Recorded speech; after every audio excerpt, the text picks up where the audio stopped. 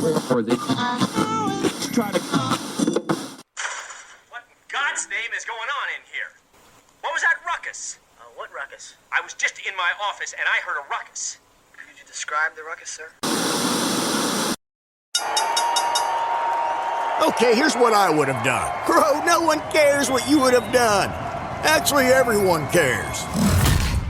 Welcome to Let Me Book the Territory, the podcast made for smart marks and nostalgia nerds. Brought to you by the Embrace the Turnip Podcast Network. And now your hosts, A-Dub, BA, E-Ray, and J-Mo.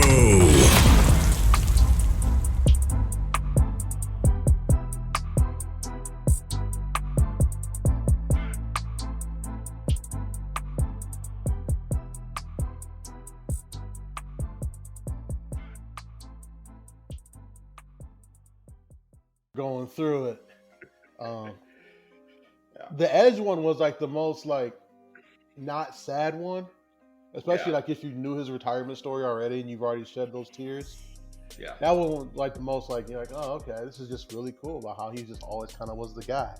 Yeah. I didn't know Brett put him on. That was I didn't either. That was interesting. I was like, wow. I did know that Edge and Christian in that thing actually went to high school together. I knew they were best friends. I didn't know like how far back it went. Yeah. And that was pretty cool to see. Yeah, I was still waiting for him to mention about plowing Jungle Boy's mom though.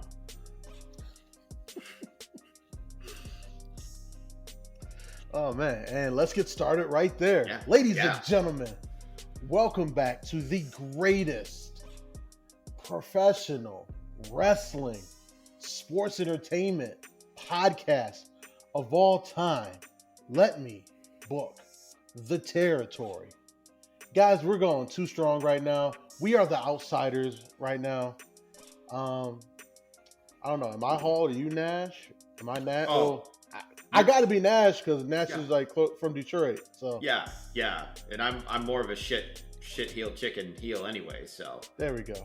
Yeah, it's your boy A-Dub, the pod god, the pod tribal chief, the phenomenal A-Dub Styles, joining you to give you all of this drama. And joining me as my fellow outsider is the world's strongest mark, main event mark. J-Mo's in the motherfucking building. What's up, buddy? What's up, buddy? Hey, this is how we drew it up back in the days, you know? Yeah. You and I on the rental counter just jabbering about wrestling, about maybe a podcast one day, and here we are. Just you and me. Here we are. Man, E-Ray got jumped in the NXT parking lot again. Still the most dangerous place on earth. BA is being super dad. He's going to try and jump on a little bit later. But we figured we'd just get started without him because we got a lot to talk about. Man, like J-Mo, so we knew last week we were going to have, damn near a full day's worth of wrestling to watch. Yeah. So we knew last week's pod was going to be long. I didn't know coming out of it we were going to have so much to talk about.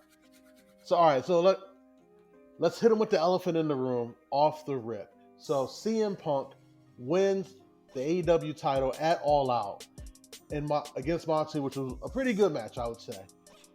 And then and All Out happens. It was 35 hours by itself.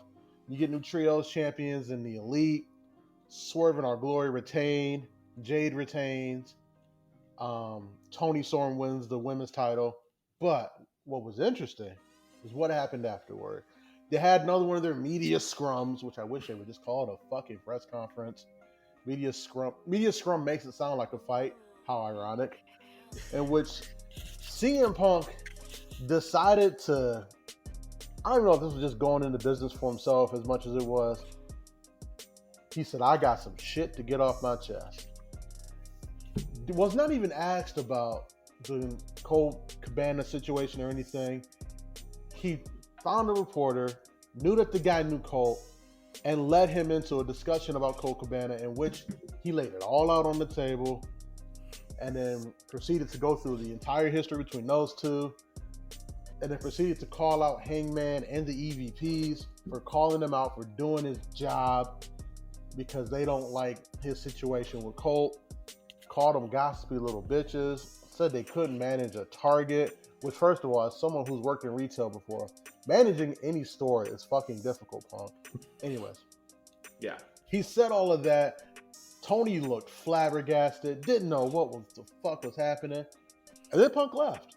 And then EVPs were like, nah, that it ain't going down this way. Ran up, kicked in the door, ran up on him and Ace Steel. Apparently Kenny Omega ran up to Larry to get Larry out the room. Shout out to Kenny Omega. Peter loves you. Yeah. And then CM Punk said, nah, my hands work. Knocked out Nick Jackson, apparently. Ace Steel bit somebody. Kenny. And, he bit Kenny. Yeah. After Kenny saved the dog. And this whole thing happens while there's still a media scrum going on in which Tony is sitting there again saying this crazy shit about how he feels disrespected by WWE, how he has more money than Jim Crockett, and I'm like, what the fuck is going on? J-Mo. So this all developed like quickly and then detail after detail after detail. What were your thoughts Monday as this was starting to come out? So before I give you my thoughts, I have two more things to add to you. He also mentioned that the EVPs haven't done shit without him. And that really pissed me off because these guys have done a lot on their own as a trio. They sold out Madison Square Garden before All Elite Wrestling became a thing. They were the ones that led the charge on that show. They've sold out the Tokyo Dome. They've sold out, they've done enough to be recognized in the wrestling business. I mean, if you think about it, the Young Bucks, just their name alone carries a lot of wrestling recognition. I was in a bar in Columbus and the Young Bucks were in there and they popped their heads out of a private room and just went a little too sweet and the fucking bar went nuts. So I agree. Yeah, for Punk to say that really pissed me off. Second thing I want clarification on, you said they kicked in the door. Did they kick it in or did they super kick it in? Oh, they definitely super kicked it in. Okay. Do you think they did the little BTE super kick? They I did think the you one. heard their music hit before as the super kick was happening to the door. And and there's no audio around. It just played from the heavens. That's what I think happened. But to your point, I think Punk was talking about more because you got to remember, Punk comes from a different place of doing things. No, I get it. Yeah. This was AEW's first $1 million gate ever. Yeah. That was his point. WWE's done $1 million gates all over the world all the time. And Punk's like, yeah, this is what I do. And then Punk also did a huge gate when he was at UFC as well. And a big thing in wrestling is you go up to the headline and you shake his hand and you say, thank you for the gate. Thank you for the house. That was kind of his point there. But I do get for saying, no, Bucks and Omega deserve all the respect in the world for what they've done. But I think Punk's point was, if you're playing in the big leagues now, you haven't done shit in the big leagues. I have.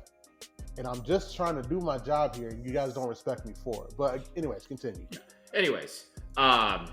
So Monday rolls around, just sitting here on my couch, and all of a sudden the group chat just starts blowing up, and I'm just torn because we know me, Mega Event Mark, Mega Mark 5000, whatever you want to call me, break the JMOs down. I don't know what I'm going by these days. I'm just torn. I'm like a kid who realizes that his superhero was, I still want to believe in my heroes, but then I'm also on the side of my hero's an asshole. So I'm just I'm just reading through all this, trying to grasp it, trying to go online, trying to figure it out. And then Tuesday, this rolls into Tuesday. I thought, Monday, it's just going to blow over. People are going to say what they had to say. We're going to get some apologies. Nope. Everything's going to be fine on Tuesday. Nope. And I was like, all right. Now Tuesday's rolling around. There's more details coming out about, Kenny Omega getting bitten by Ace Steel. There's also the rumors that Michael Nakazawa got in there and Brandon Cutler, the king of the cold spray, was involved. I don't know what the fuck he was doing in there. Maybe just spraying people down. I'm not really sure. And then Wednesday, Eddie Kingston drops the little mic in there. These are the people I don't like, and I'm just like, does anybody like anybody in AEW? I mean, holy shit! Like, talk about like. Don't get me wrong. I am the biggest AEW supporter on this podcast. Does anybody like anybody? I mean, do we all like have to sit like one at a table, or like no one talks to anybody? They all have their own dressing rooms, or like, can we, everyone love everyone here, people. That's all I want. I just want good professional wrestling and everyone to love everybody. So, I will say this about the whole everyone love everyone thing. The Elite come off as like really bitchy in this situation. Oh, yeah. They look like the Ashleys in Recess, the girls and Mean Girls saying you can't sit with us. Oh, exactly. Yeah, I will be the first to admit it, but I mean, I don't follow these guys for the ability to. Punk is a grumpy old man. He is. Jesus Christ. I mean, he's sitting there just cracking spin drifts at that media scrum.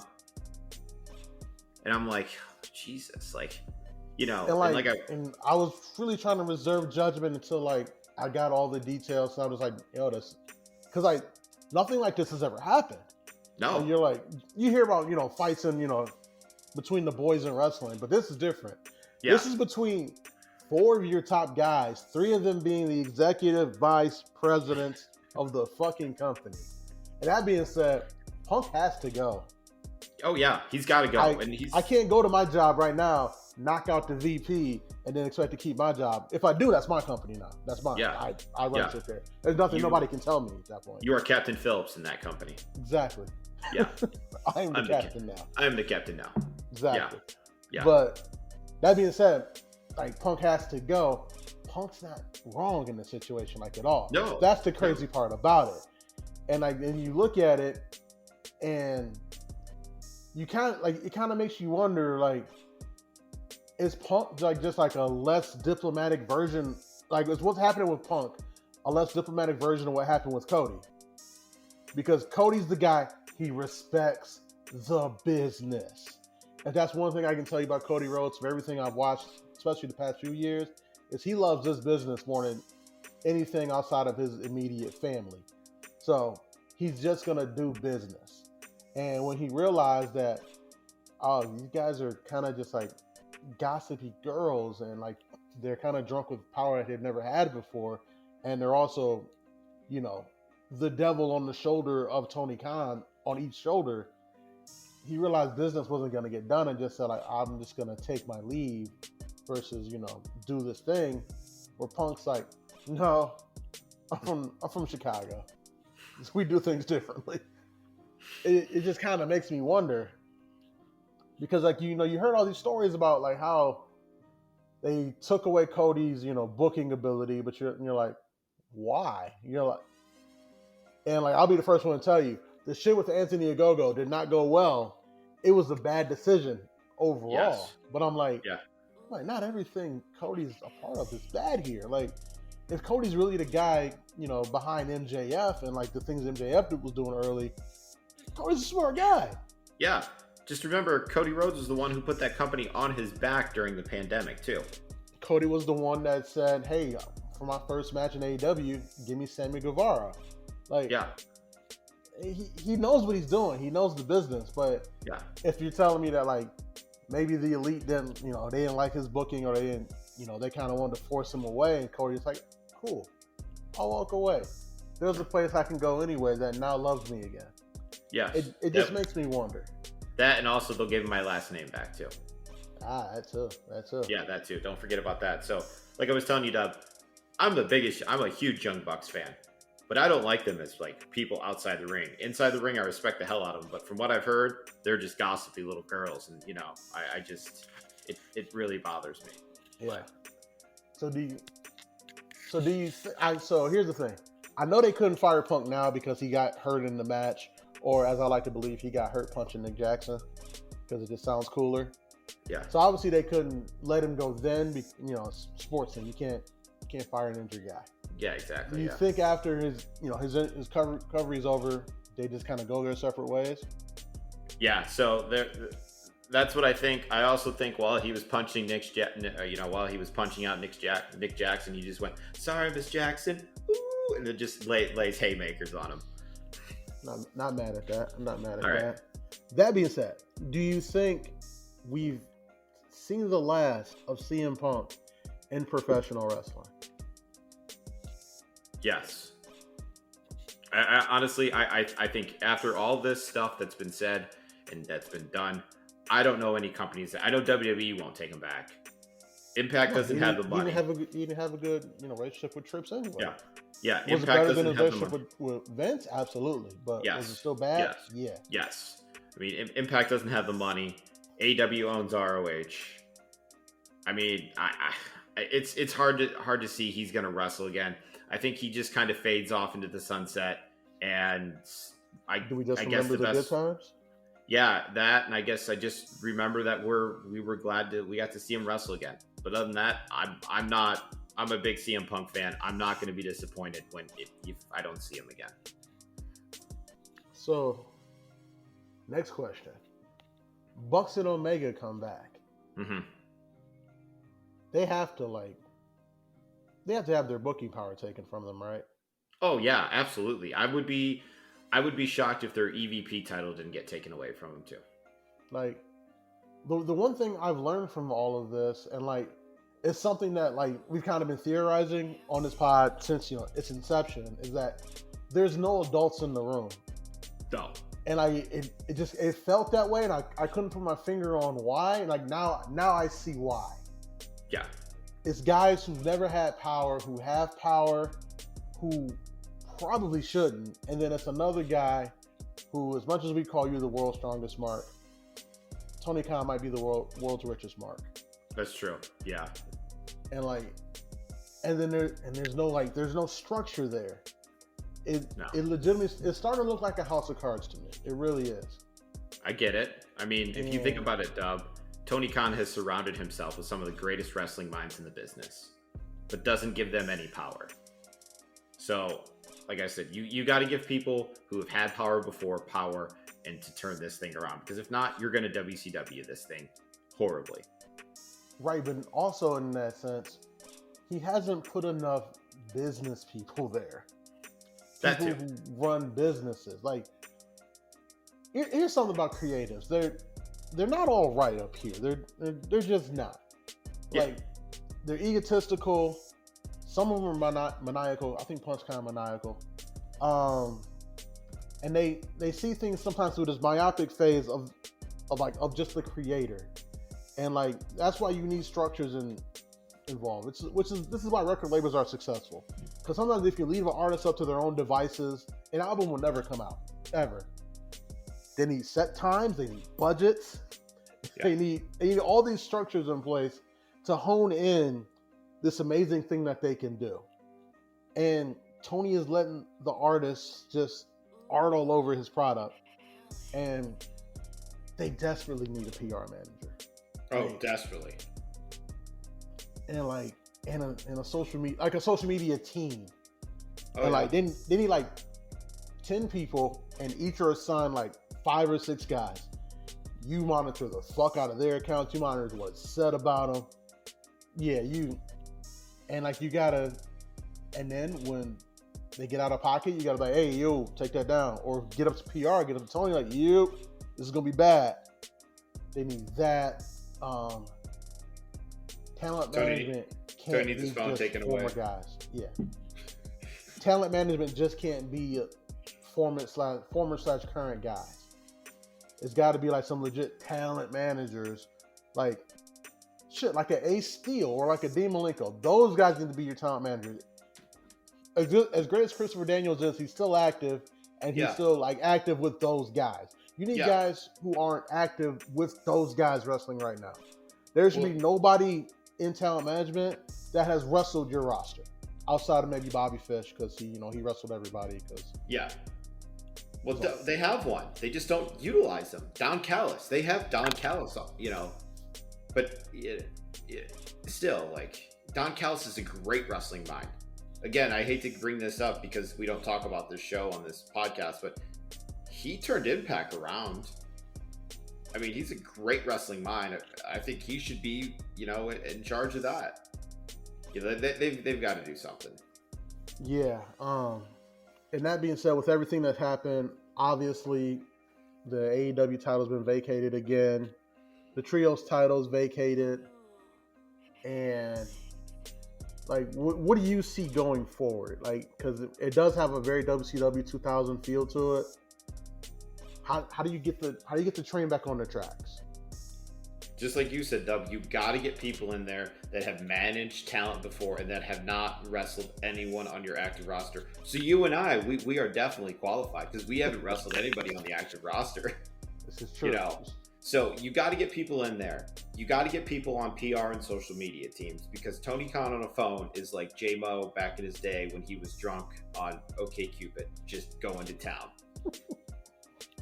Third thing you have to do, you got to take the booking power away from the Bucks. Just let them wrestle. And hey, when it's time for you guys to hang up the boots and the flary tights, then you can have your booking power back. Until then, you don't touch it.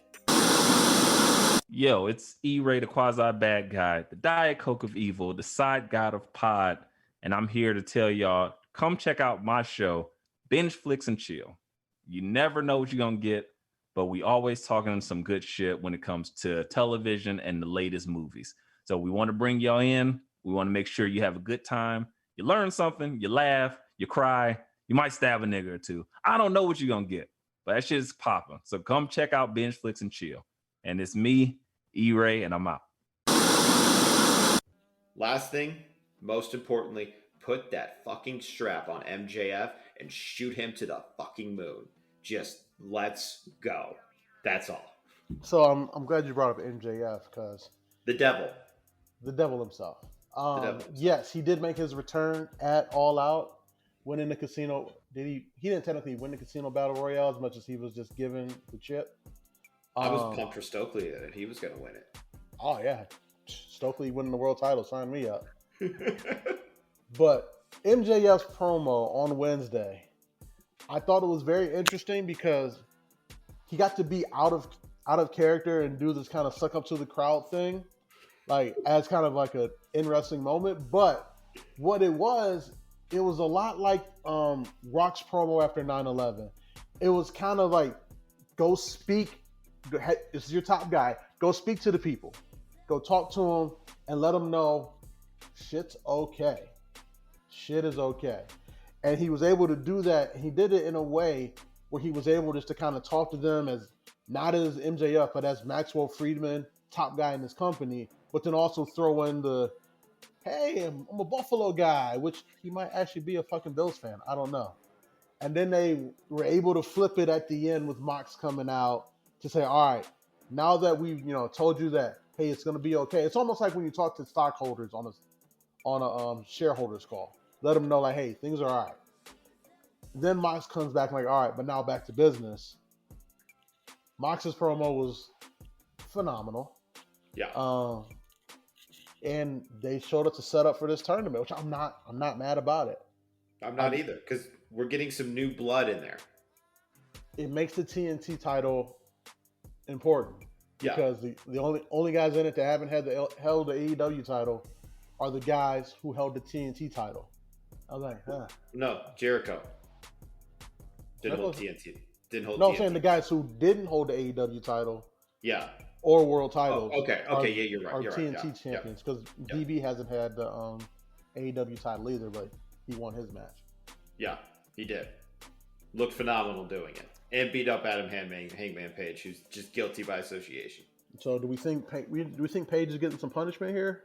Oh yeah, we may see Page like wrestling on Dark here shortly. Adam Page versus Steve. Adam Page versus Ryan Nemeth and pretty Peter Avalon. Yeah, that's what I said. Adam Page versus Steve. Yeah. And Steve. Yeah. And Steve. And Steve. Yeah.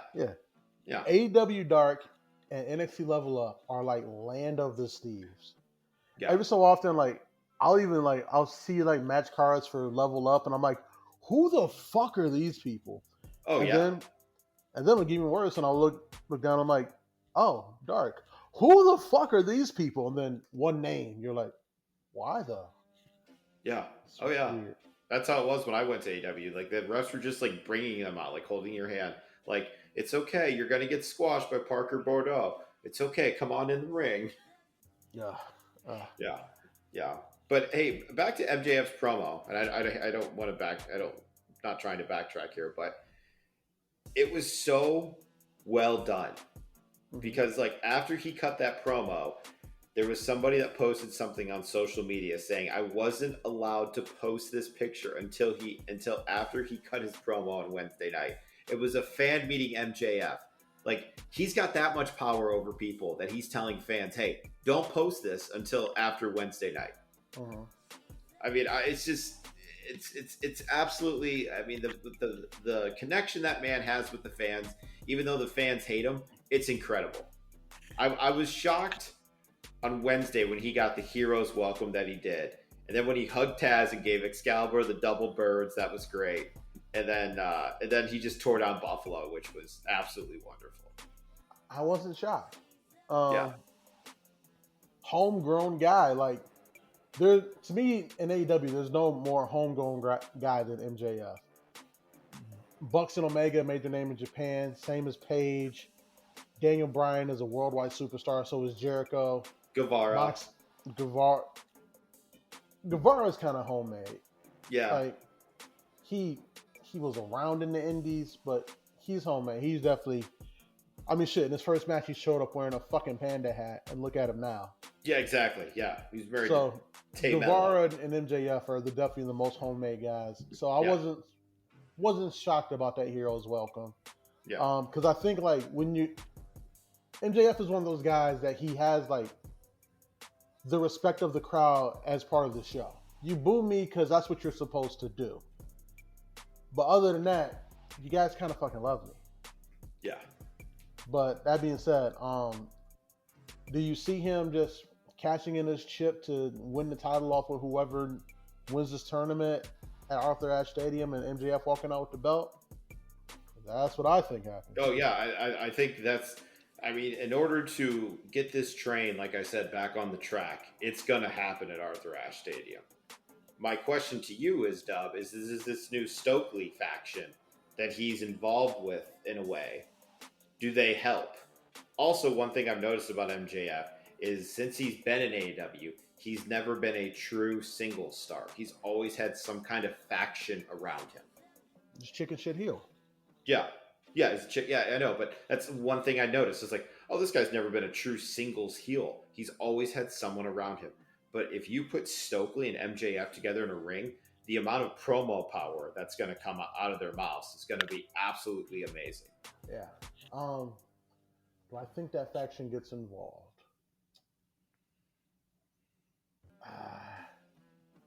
I think smart money says yes. Like, yeah. Not smart money. Smart booking says yes. Because if MJF wins it clean, or even if he wins it, putting a ring on the hand and knocking somebody out, you might get a pop. But if he wins it due to, referees distracted, W. Morrissey does a big boot, and then MJF gets his pin, and then the rest of that crew gets in to stomp out whoever the champion be Moxley or DB, which I think are the only viable options at this point. Yeah, because Jericho's getting ready to go on tour. Yeah, so if you have them stomping them out, then you get your intended reaction of the boos, but you also get what you need, and what you need is MJF holding that belt. Yeah. And you also get, him holding that belt for a long time, because as the chicken shit heel, with a super stable behind him, he's not losing that belt anytime soon.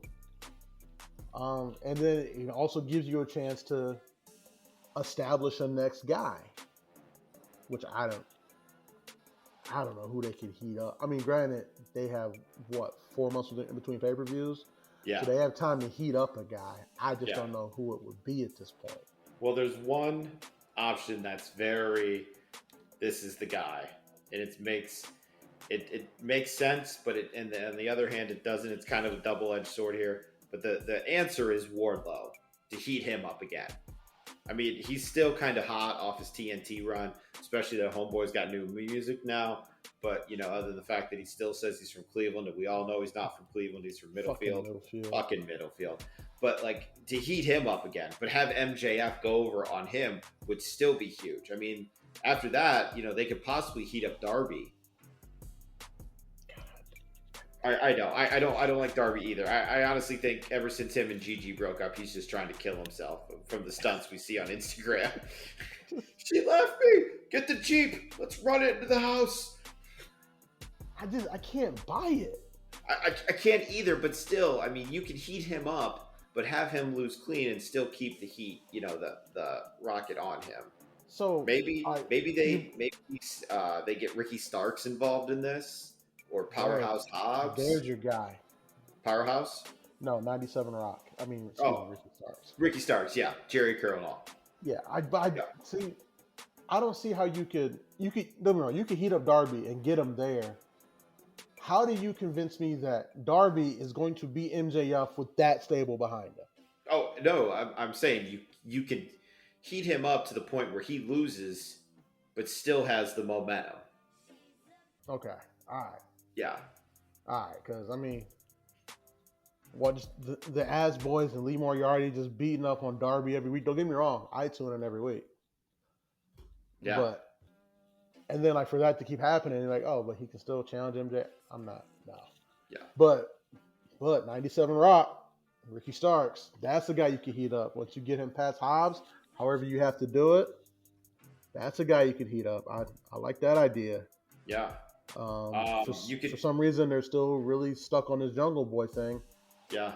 Don't get it, but don't either. Another one I just thought of, Dub, really quick is not Danhausen. No, he cursed. He cursed people last night, though. He did. And they lived to talk about it. The other one that you could heat up is God, who just beat Wheeler Yuta for the Pure Championship? Oh, Daniel Garcia. Yeah, heat him up. Holy shit! That too. I mean, the pop he got from that crowd. That pop he got last night. Whew. So good. So, one thing I want to touch on really quick, though, with you on that Pure Championship match. I know you and I are both. We enjoyed those matches when they were in ROH. Yeah. Weren't they like best of 3? Didn't they have falls or something? Or you scored points? They were best of 3.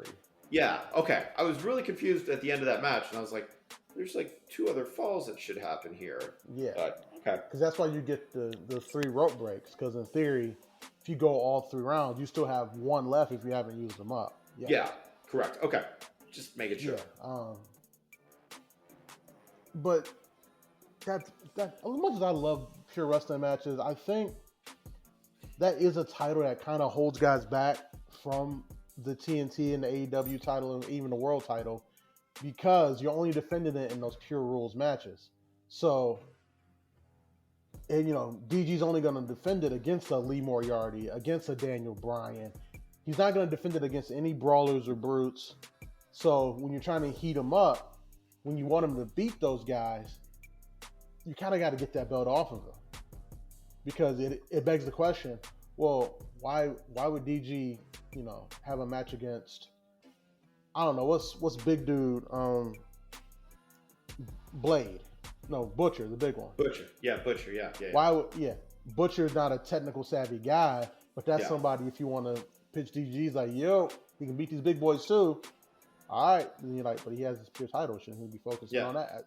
That's kind of my thing with that belt. But yeah, if you're gonna heat up DG, he's a guy. You could also heat up Wheeler or Claudio. Claudio's Ring of Honor World Champion. Yeah, but you could have them go against each other. I know. I'm getting ready to tell you something that's going to make you happy. Unify those titles, and MJF will still win, and it'll still be great, because the 2 of them in a ring together. Woo-wee. Uncle TK, take my money now if that happens. I don't know if you can unify those titles if you're still working on trying to get Ring of Honor some TV deal. Yeah, that's true. No, there's just a lot of interesting ways to go with that AEW title, as long as they put it on MJF and they do it quickly. Yeah. And you said that at Arthur Ashe, that's when the finals were happening? Yeah, Grand Slam at Arthur Ashe Stadium in Queens. Queens. Oh wait, that's MJF's hometown. No, Isn't Long it? Island. Long Island. Okay, Long Island. Queens is by the Bronx, right? I don't know. Okay, I I've think been to so, New York yeah. like twice. I don't know. Okay. All right. Only never person I know at AEW that's from Queens is Taz. Actually, no, he's Is from it? Brooklyn. I was gonna say I'm sorry. Eddie's from Queens, isn't he? I don't know. Eddie's just from the slums. I don't even know. Yeah, I don't know. Did you see? By the way, did you see him at the All Out 0 Hour pay-per-view? No, I heard that match was kind of brutal. Eddie Kingston looked like they just rolled him out of a bar. He's got this big old gray bushy beard now. Still You know, wrestling are in his FUBU attire though. Are you body shaming Eddie Kingston again? I'm not. No. Not body shaming Eddie. Eddie and I are really good terms right now. I was Eddie not- Kingston fans over here. I was not included on his list of people he does not like.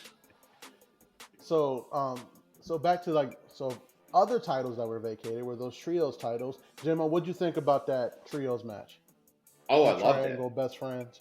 I loved it. It was excellent. It was probably, other than the Ospreay match against Kenny and the Bucks, it was probably one of my favorite trios titles matches. Just because the dynamic of those two, because obviously you have Lucha Royalty and the Lucha Bros, and you have Pac, who can wrestle at any style. By the way, there's another guy you could heat up to take on MJF once he gets, like that. Yeah. And then you've you've got got to turn him face or anything. I would like that. no. You could just do Rock Austin, heel versus heel type shit. And then on the other hand, you've got the Best Friends, who I think, in my eyes, Dub, are a very underrated tag team. They don't get a lot of love.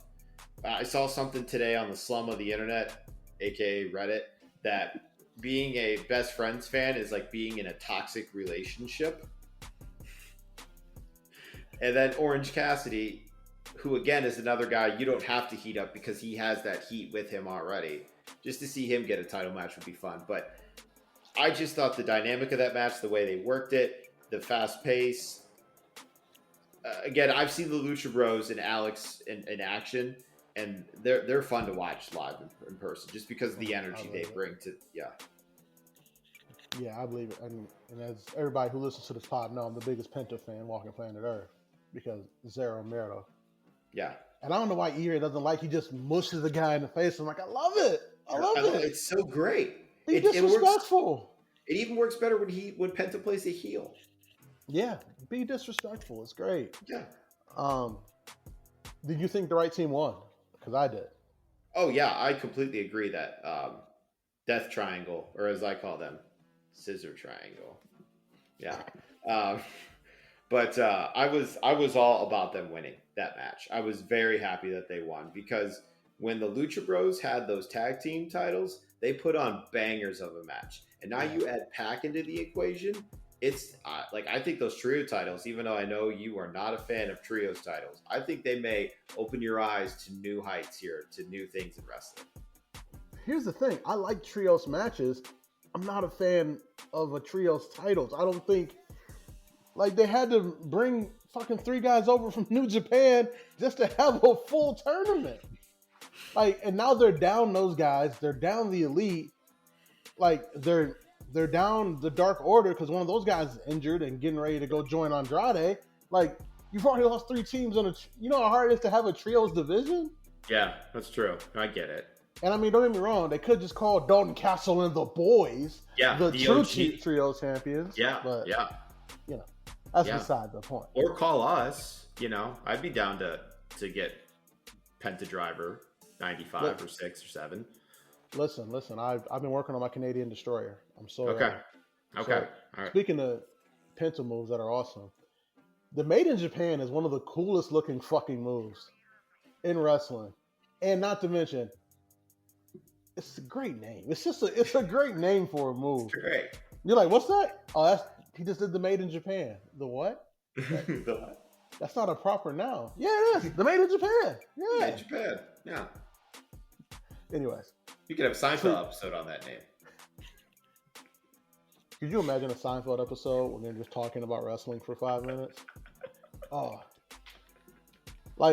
one of my goals in life is just like to meet Larry David and just have him watch wrestling with me for 2 months, and then just write a whole like segment of people talking about wrestling in Seinfeld style. But Jerry, I'm just saying, Jerry, what, Kramer? Jerry, Kenny Omega. I'm telling you, it would just Kramer, Kenny Omega will not hold a candle to Kurt Angle. That would be great. And just have George working for Tony Khan. Yep. Yeah. Yep. And for some reason, like dating like Thunder Rosa or something. Thunder Rosa, You're like, how? There's no way. How did he pour? No, I'm not believing it. Yeah. And then, Britt Baker is Elaine. Oh yeah. Yeah. Absolutely. Yeah. Absolutely. What up, y'all? It's your boy Smiles, aka Hip Hop Adam Schefter, aka LaJosh James, aka for all the ladies, the Chocolate Sauce Bandit. You already know what it is. Tune into an Audible Ruckus every week, and don't forget to check out my 2 shows at Shot vs. Smiles and Music Impulse on all streaming platforms: Spotify, Apple, SoundCloud, Amazon Music, whatever. Tune in. It's your boy Smiles, and I'm out. Yeah. So anything else you want to get to from Dynamite? I mean, this outside of the there's more scrum fallout to come later. Did you catch the Britt Baker backstage segment with her and JME? Kind of hater. Yeah. Look, just get me there. Give me there. Yeah. Give me to the finish. Yeah. That's exactly. I'll talk about this when we talk about All Out. There's something I saw that really bothered me in that match. Well, I mean, we're still on AEW, so once we get off AEW, we're done. Okay, so we're done. Okay, so what are you thinking? So that Athena Jade match. First of all, thank you, Jade, for continuing to bring the fire every pay-per-view with her pay-per-view outfits. They are excellent. They're like Finn Balor demon level type stuff. So Jade hit her finisher in that match very quickly. That finisher is meant to be protected. And Kiera Hogan pulled her out of the ring. And you saw the look in Jade's eyes like you weren't supposed to do that. Did you see the same thing I did? I saw the look. First of all, I don't understand why Jade went over here. Like, yeah, I was trying to figure that to build Athena up. Yeah, and but yeah, no, I did see that. I thought it was kind of strange. Yeah, I wrote that down in my Rolodex of notes that you guys make fun of. So the scroll of J-Mo. The scroll of J-Mo. Hear ye. Yeah. Note 1, arm bar. Note 2, Arn Anderson. Yeah. But Jade like retaining it. You know what? I might chalk this up to Thunder Rosa getting injured. Like they might want to have Tony do some things, with that belt for a while. Yeah. Because to me, Thunder Rosa should retain, and Jade should have took that belt off of Thunder Rosa. Correct. Yes. But yeah, I don't understand how injuries change everything. Yeah. Because let's be honest, if injuries didn't happen, Adam Cole should be AEW champion by now. Oh God, yeah. Yeah. If injuries didn't happen, Kurt Angle would have been like one of the longest reigning WWE champions.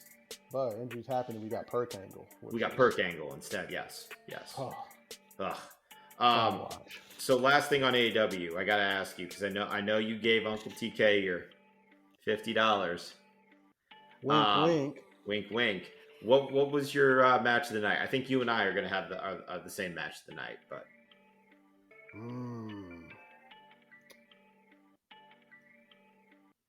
Tag title match. Yeah, mine too. Because that crowd was not your typical AEW crowd. Because if you watch all their other pay-per-views, they've had hot crowds. Mm-hmm. This crowd was dead. And they had some big names on that card. Brian Jericho, The Acclaimed, Swerve in Our Glory, Punk Moxley. And there were some dead crowds in there. The Battle Royale. That crowd was a little, for that one, it was a little hype, but it was dead. But I thought after the Acclaim and Swerve in Our Glory, they brought that thing back to life. That crowd was hot, and they were not. And Swerve in Our Glory was getting some major heat. I've never seen Keith Lee work as a heel. I'm interested to see it. I am too. I don't think it lasts long, by the way. Swerve is a natural heel. Yes. Swerve is a natural heel. I don't think he should ever play a face ever again. No. And them working heel, it's gonna make that pop for when they get those belts at Grand Slam so much better. Yes. Because not putting those belts on the Acclaim would probably be the worst booking decision ever, outside of not having a referee in the back for the Bucks versus Punk fight. Somebody could have won the 24/7 title there. I'm just saying. Oh yeah. Probably, yeah. I wouldn't be shocked if R-Truth was just hanging around in the back. Just hanging out with Akira Tozawa. Yeah, exactly. Yeah, just ready to go. Yeah. Have you noticed we have not seen that title since Triple H? Thank God. Thank you, Triple H. Thank you so much. He's just gonna make it disappear. He is. Yeah, he's just gonna take his sledgehammer to it and just bust it up. He's just gonna make it disappear and then just out of nowhere bring back the cruiserweight title, and we're like, okay, yeah. Or he's just gonna take the nameplate off the 24/7 title and slap the cruiserweight one on there and be like, he's like, hey, Nathan Frazier to ask him, you guys want a title belt to fight over? Yeah. Here you go. Yeah. And we just be like, yeah, okay, cool. All right, cool. Yeah. Cool. Yeah. And then you can give Tozawa some shit to do that use his talent. Yeah. So now that we're on WWE, I have a question for you, because we all know that you are a WWE for life guy. For life. For life. So NXT 2.0, they brought in some big name stars. Dolph, the Final Boss, Ricochet. Do you think they're putting these wrestlers, Doug, against this talent to see if they are ready to go to the main event? What I'm trying to get at, and I think you understand what I'm saying, is like, look, for instance, let's say like Max Scherzer, pitcher for the Mets, goes to AAA against players, and you got a guy that goes 3 for 4 off him with 2 home runs. That guy's getting called up to the bigs. He just hit up one of the best pitchers in the game. Do you think they're doing that to see if these guys are main event ready to go to the next level? Yes and no. Triple H's vision at all time was always to have NXT be a third brand where guys could go, and if we have a story that sounds compelling, let's make it happen. But then also, it is a litmus test for some guys. Some guys, it works out well for. Carmelo Hayes, for example. You're like, holy shit. Santos Escobar, when he had those matches against Ray and Dominic, you were like, I need a million more of these. Yeah. But then some guys it doesn't work out for. Braun Breaker, for instance. Yeah. Did not look, in my opinion, did not look good against Dolph Ziggler in any of the matches at all. No. Don't forget about Mandy Rose. Mandy looked phenomenal. Red, white. Granted, Mandy had been on the main roster before, but working with Mako is, kids, if you haven't seen some Mako Satomura matches, go watch an NXT UK. Go find some of her old stuff from Japan. WCW. The Final Boss is a legit nickname for her because she's one of the best workers I've ever seen. Yeah. The day we get her versus Sasha Banks is the day I can die happy. That'll be soon. All right, good to know. I'll make sure I start preparing your funeral. Please do. Okay. But no, yeah, I think Triple H is he brings guys down there like, hey, we might have something for you for a couple of weeks, or hey, we will kind of want you here as part of this going forward because we got something good here, like they're doing with Apollo. Yeah. Apollo's back. Is Apollo going to be there forever? Probably not. Is he going to be there for probably the next 6 to 8 months? For sure. They did the same thing with Athena when she was so Ember Moon. They brought her back down. Like, yo, work here for a while. We got something. But then the same token, you bring guys in for a quick heater. Dolph. You bring in Ricochet for a couple of weeks because him and Carmelo went back and forth on Twitter. I mean, there's just so many like different ways you can do it. And I think it also helps that, you know, they've been running NXT for so long that a lot of guys still live in Orlando or close by. And you can just call them up like, yep, what you doing Tuesday? Nothing? You trying to get some work in? I guess. Yeah, I get it. Like a couple paychecks, you know. Yeah, you know. Yeah. So I think it's like it's a mixture of both. Yeah. I think, but then sometimes it's just to pop the crowd. Sometimes when Ray and Dominic showed up, just to pop the crowd.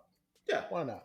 And I think what you saw like with the pandemic and everybody living in Florida, where they were like, well, since everybody's here all the time anyway, since we tape Raw and SmackDown here too, let's just, you know, have guys bouncing back and forth. Why not? Let's have Sasha and Bailey on all 3 shows in a week, you know. Good times right there. Those are some fun times.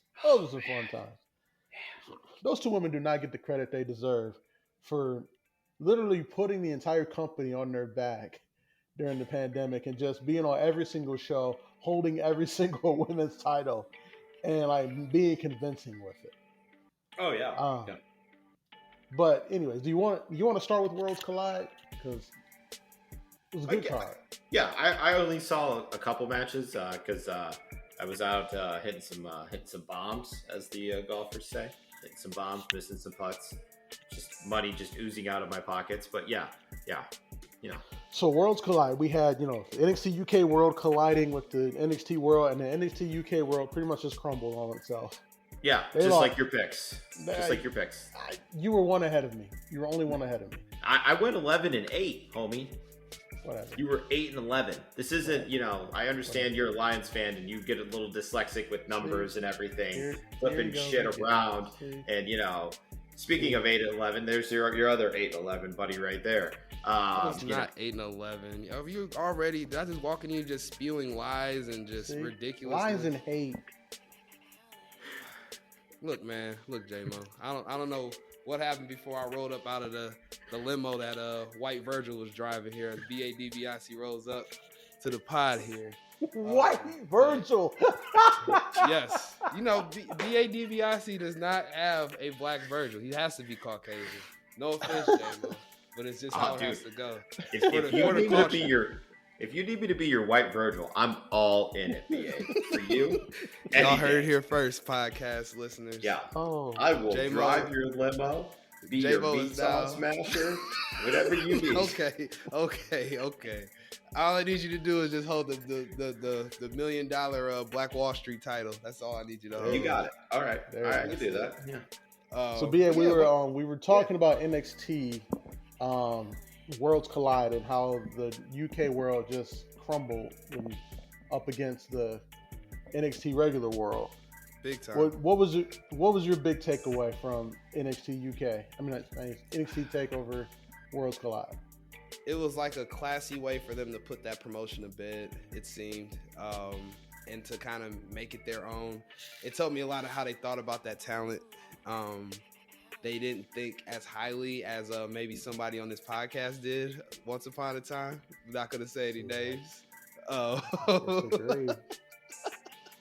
But in seriousness, they didn't really book them too strong. The most disappointing booking, I don't know if y'all talked about it or not yet, it was the Tyler Bate and Braun match. I feel like Tyler needs to be the title bearer of that, but maybe he might turn on him soon. I smell a turn coming. See, I think we just want Braun Baker to lose that belt, so we book everybody to beat him. True, if J-Mo shows up in Orlando on Tuesday, I'm going to be on here next Thursday like, yeah, J-Mo's beating Braun Breaker for that belt. I don't know how the fuck he's going to do it. But with the help of let me book the territory guys. It's going to be that plus the fact that J-Mo's going to get speared in half. And then the top half of his body is going to land on top of Braun Breaker as he's laying there just tired from spearing him and just slamming him so much. And then he'll somehow win the title. Like very David Arquette-esque in WCW. See, J-Mo's not even there. You've already booked Braun Breaker to lose to half of J-Mo. We just want Braun Baker to lose for some reason on this pod. Yeah. That's what it is. I can't argue with that. So back to BA's thing with half of my body being decapitated by Braun. You know, after that, you know, Dub and E-Ray like rip my legs off my body and beat him senseless with my legs. Then you just take my carcass and just drape it over like celebrity deathmatch style. There'll just be half of me 100%. on top of him. All we're missing is Judge Mills Lane calling the action. Yes. I'll allow it. I'll allow it. Absolutely. Oh man. But no, BA, I disagree. I think because what you saw is like most of the NXT UK talent that's there now are the ones they're keeping, and they're like yeah, these are our guys for sure. Everybody else, we're gonna let you go for now. Go make some money. We might be calling you back. We might not, but I think everybody had a strong showing. Mako showed why she's still one of the best in the world.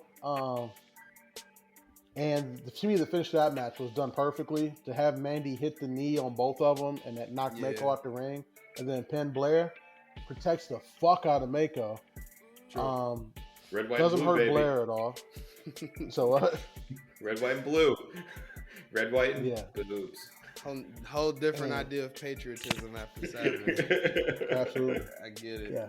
Amanda Rose put it on. Yeah. For the but city. to your point, Dub, I should clarify. I should say that it told me that the bookers, which I get because these are all their children as far as these brands, Sean and Trips back in the day, at least before he became the man. They think of NXT UK as like a lesser of the two because they booked the 2.0 peeps so strong on that whole pay-per-view pretty much. Whereas like the UK Pretty guys Deadly, are just kind of like Pretty Deadly won the tag titles. Yeah, Pretty though. Deadly. Yeah, they're but UK Pretty guys. Deadly were they originally were, but they came over now. I would consider them 2.0 guys now. They've been on 2.0 for like the last 3-4 months. But they You were can't consider NXT them UK flag guys. bearers for like a year and a half. I mean, I didn't Facts, watch, but I'm now assuming. they're 2.0 guys. Is all I'm saying. I'd be different like your boys with the other team in the Fatal 4-Way. What's my guy's name? Yes, Gallus? yes. Yeah. For example, Yes. I like the way they roll. Yeah. See, I'm telling you, Gallus is legit. Joe Coffey is They're a not- main eventer. That's what I'm saying. Like they look honestly, they look like the most fun tag team in that whole match. But they're not gonna book them to win because half of the fucking audience is just now seeing these guys wrestle for the first time. I'm sure. So that's all I'm saying is that we're familiar with Pretty Deadly. They're like a crossover if we're gonna look at music terms. Here's the thing, BA. Everybody from the NXT UK that was on this card is ready for the call up. Everybody, Gallus, Mako, Blair, Tyler Bate, they're all ready for the call up because they've been in an NXT system for at minimum a year, if not a few years. Like they're all ready for a call up, so it makes sense to put the shine on the kids that are gonna be in NXT for a long time because, as we know, Trips likes to keep these people there. Like, had Vince not, put his hand on 2.0 in the first place, Braun would still be holding people back as security. If we're being honest. So what you're gonna see, honestly, the only one I see that would be there for a longer time would be a Tyler Bate because they might use him in NXT Europe once that starts up. Gallus is main roster bound. If they want to get run out of Mako, they got to send her to the main roster. Blair can go. Gallus is main roster bound because at some point they're going to have to rebuild the tag division. What about Nathan Frazier? He's UK, isn't he? Former UK guy? Yeah, I wouldn't be shocked if they sent him over to NXT Europe just because they're not bringing back a cruiserweight title in it anytime soon. So it makes sense if you got smaller, high-flying guys that are from the UK, just to get them back over there, so you can still have that style work into what's going to be NXT Europe. That's kind of what I'm thinking. As the guy who allegedly watched NXT UK. I mean, you would know the best out of all of us. How their talent is booked over there. So I'm gonna take your word for it. But no. All right, so BA, Ricochet, Carmelo Hayes. Give me your thoughts. It's weird, man. I remember last week we're all kind of, at least I know I said it. I believe J-Mo said it as well, that was probably going to be match of the weekend. It was a fire match. But it's just weird how they're booking Ricochet to be like lesser than Carmelo Hayes, which I get is making Carmelo stronger, which I guess you want to put over your younger talent if you're bringing these guys down.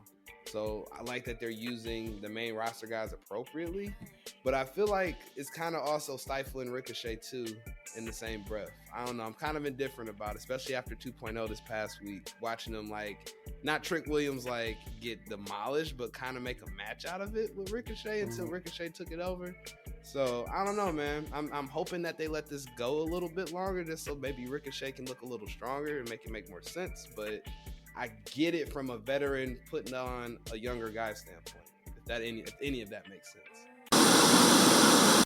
What up, y'all? It's your boy Smiles, aka Hip Hop Adam Schefter, aka LaJosh James, aka for all the ladies, the Chocolate Sauce Bandit. You already know what it is. Tune into an Audible Ruckus every week, and don't forget to check out my 2 shows at Shot vs. Smiles and Music Impulse on all streaming platforms: Spotify, Apple, SoundCloud, Amazon Music, whatever. Tune in. It's your boy Smiles, and I'm out.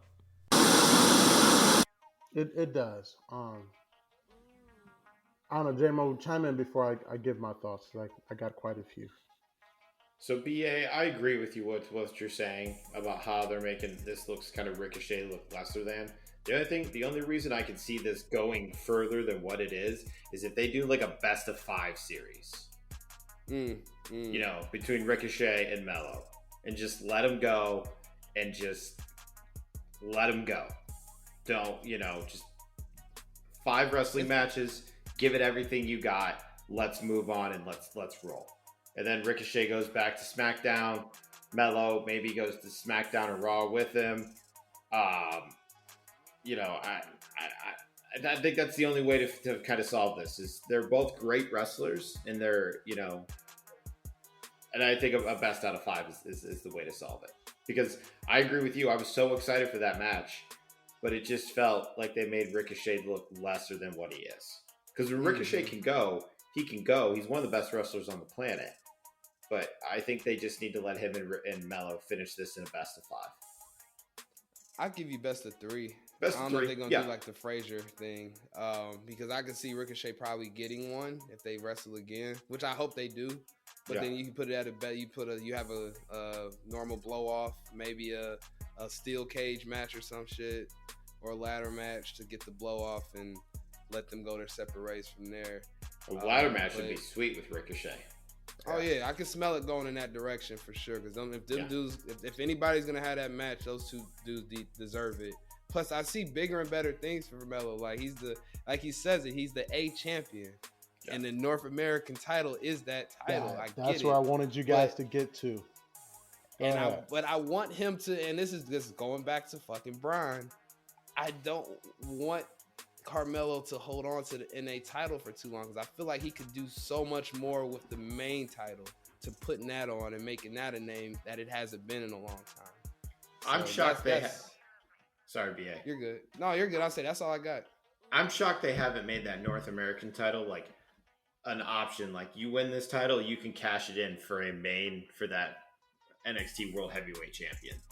Then they would be making that title look lesser than. If they I know, but still, you can do it in a way I don't know how to do it, but I mean, you like, can do it. Your mid card guy is always, like, if not the top contender for the main belt, the second contender.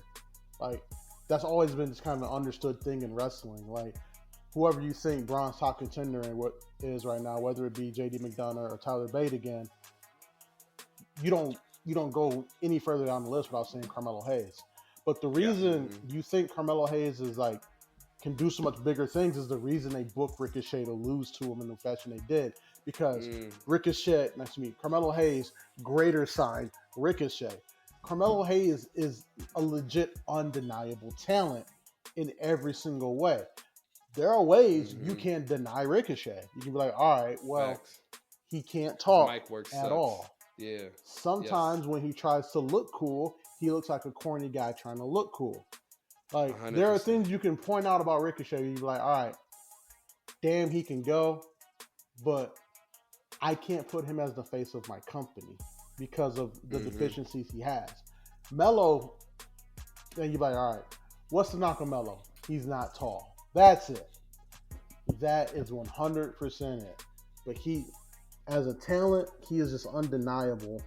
And I think they're going to book him that way until they find somebody that they want. They're going to book him that way until they run out of people for Braun Breaker to run over. And then they should just have Melo take that belt off of Braun Breaker. Yeah. And then another thing before we move on from Melo, everybody talk about Dolph being your Shawn Michaels of the future.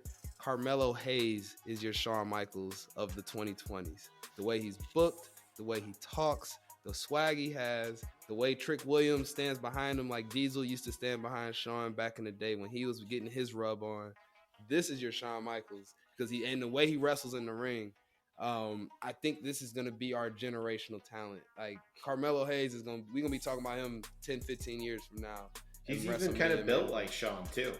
That's what I'm saying. Yeah. That's more your Shawn Michaels.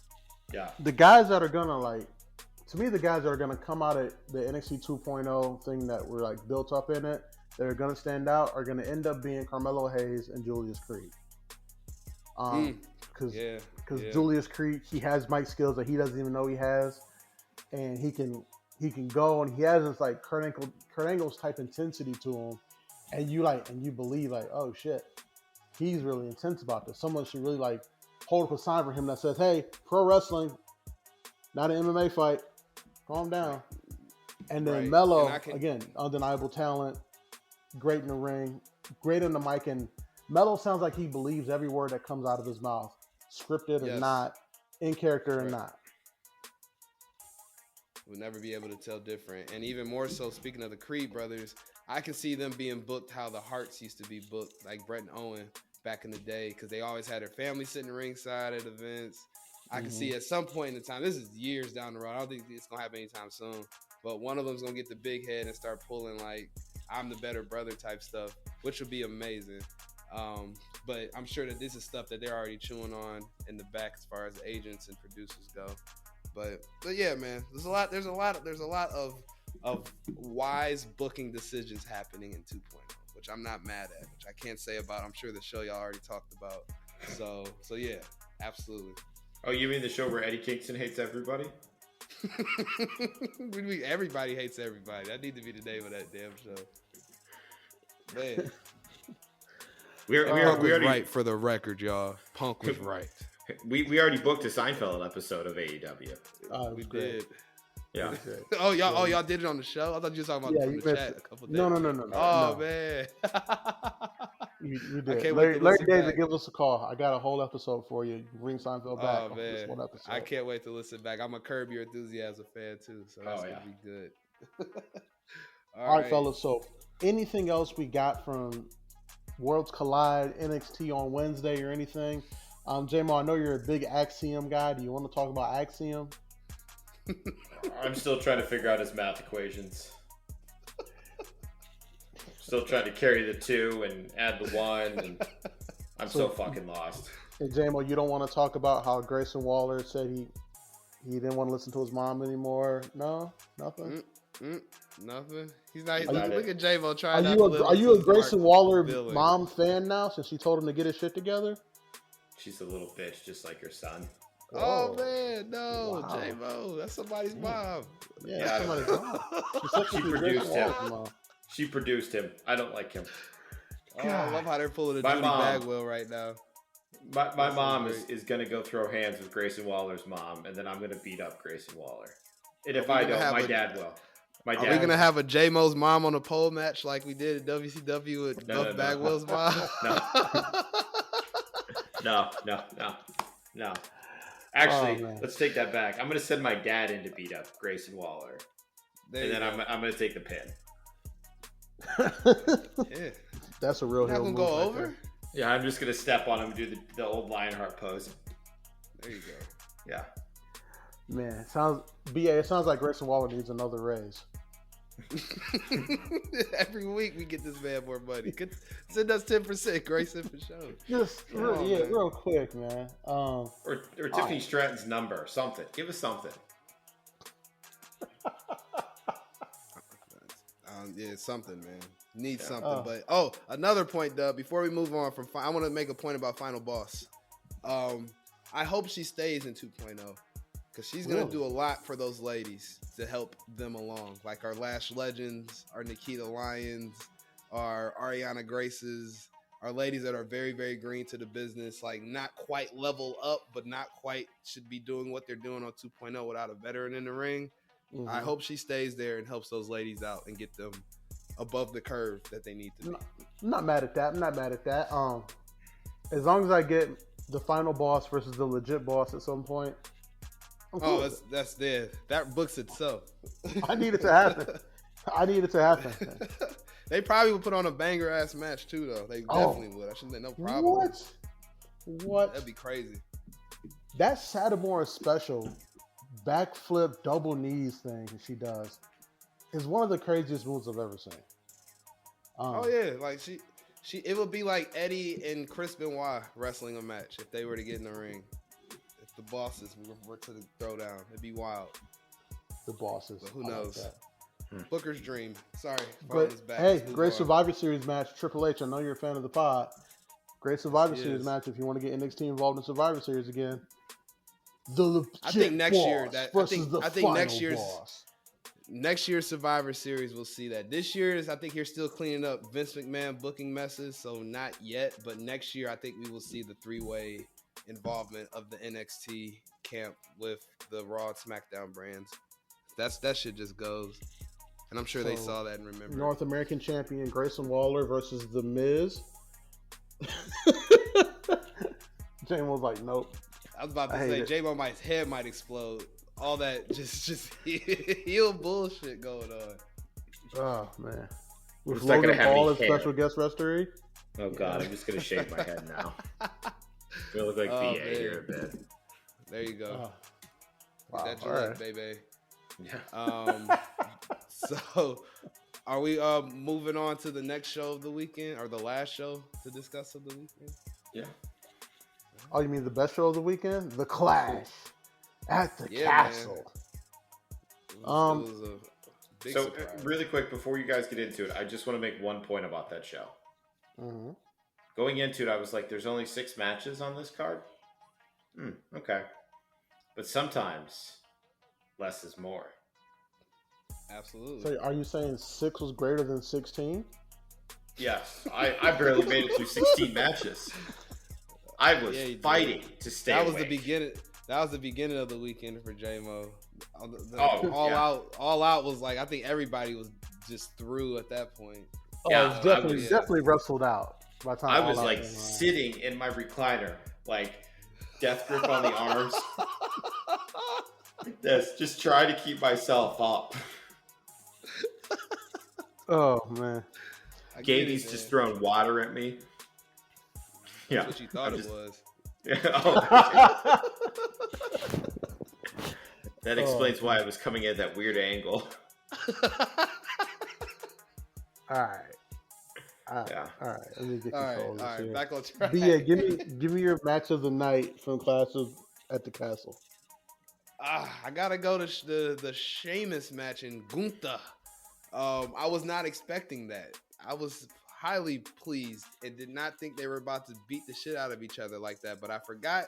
You didn't? What did you think they were gonna do? I was gonna say, you brought up a good point. The British strong style. I was like, oh yeah, we are overseas. These guys are in their roots. Like they're not gonna wrestle that WWE style. They're about to give the people what they're used to seeing. And you brought up that point in our chat this weekend. Like they're really giving this they letting this British strong style go. So me just being an ignorant, just WWE fan, Mark and Shill, did not expect to see all of the beating, which I was here for it, man. That was the biggest surprise match, though. Yeah, man, I was here for that brutality. So I would say that was the biggest surprise match. But my favorite match was our tribal chief going against the odds of the Cundiff crowd not acknowledging him and still showing up and showing him that even without the OG bloodline, that he still got tricks up his sleeve because he's that dude. All the flippy shit we love. All the move on top of move on top of move on top of chained offense together. Don't got nothing on big meaty men bumping meat. And like heavyweights is doing heavyweight shit. Like it was just such a good match. Like their Mania match was good, but this was far superior. I agree. I felt exhausted. I felt exhausted after that match. Then I had to Way go watch better Notre match. Dame, Ohio State. I was like, oof. Come on, Yeah, Jay, let's get it this together. is- The false finishes in that match and Yeah. the reveal of Solo Sikoa. Baby The bloodline Uso. is finally complete. Oh, This is how they kick Sammy out, right? Oh, Yeah. absolutely. Yeah. yeah. It writes itself. They're gonna jump Yeah. the shit out of him on Friday night. They'll jump Oh, him yeah. out. Yeah. It writes No, that- itself. That was a hell of a match to watch.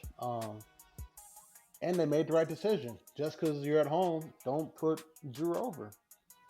Like, especially when you're committed to doing this show, let's call it yearly now. Which apparently we're gonna start doing a Saudi show and a UK show once a year now. Oh, Great. great. I'm glad the UK deserves that, man. There's Yeah. They do. there's a strong showing of support from over there. So they honestly, and this may not be popular, but they deserve it more than the Saudis. Yeah. Oof. But they ain't got Saudi money though. So Yeah, they got that Saudi money. Like Like I said in the group chat. Like I said in the group chat, they should put a WrestleMania over in England. If they could handle it, they haven't done anything that big since SummerSlam in the '90s, I think. Oh, they've got the venues to handle it. Yeah, they definitely have I the don't know why venue. they The thing I'm worried Why they about is the alcohol. Do they have enough alcohol for us? So when we go over there and bring the house down. Oh, come on, man. It depends on what country you in, but they get down more intense than we do. My travels in Europe have shown me. I was in Europe 4 years ago for like 2 weeks. They get down, trust me. BA was at they kick NXT it. UK. Yeah, see, okay. Oh, look at that. We low hanging fruit for Dub. You're welcome. But no, I saw was the not episode. there. I saw the episode, allegedly. Oh yeah, BA is I the would've fourth loved member to, of though. Imperium. Yeah. You guys didn't even know. Oh, and by the way, we found out I J-Mo wish. didn't know Giovanni was in Imperium. Yeah, how do you forget Fabian Eichner? Come on, J-Mo. I didn't realize it was the same person. Come on, they don't have that many like bald, flippy guys in WWE, J-Mo. This isn't AEW. I know. I was like, oh, I didn't realize it was him. Big facts on that. The 30 bald headed Steves at AEW could be Yeah. confusing, but yeah, I get it. Wrong promotion. It's all right. It's all right. All right. So I think we all agree that. Well, does J-Mo Nacho- not get a match of the night from Clash of the Castle? You kind of nodded your head when BA said Sheamus and Gunther, so I'm assuming you just kind of agree. That's one of my matches of the night that I okay. thought. I thought Riddle and Rollins was phenomenal. Loved every minute of it. CBA, if J-Mo was a professional, he would let me get there. Oh, Because I was sorry. going to say the yeah. other match of the night was definitely Riddle and Rollins. Dub, look at this. We're on the same page. I hate you. Because of the, like, that's one of those matches, like, you felt the emotion through the TV. Yeah. And it was, goddamn, they're just so good. They're just so good. I'm so glad, like, these guys like each other now, because when they didn't like each other, you're like, oh, man, we might never get this match. Now that they're cool and they can kind of just play off of this, Seth with that second rope curb stomp, loved it. They're really selling the hate between each other. They're doing a good job. Hey man, you can't call me a bitch a couple of times on national television and me not sell the hate. I completely agree. That's why they left your bitch ass. I was like, oh, Yeah. oh no. We also found out that Seth called Tony a bitch ass this weekend too.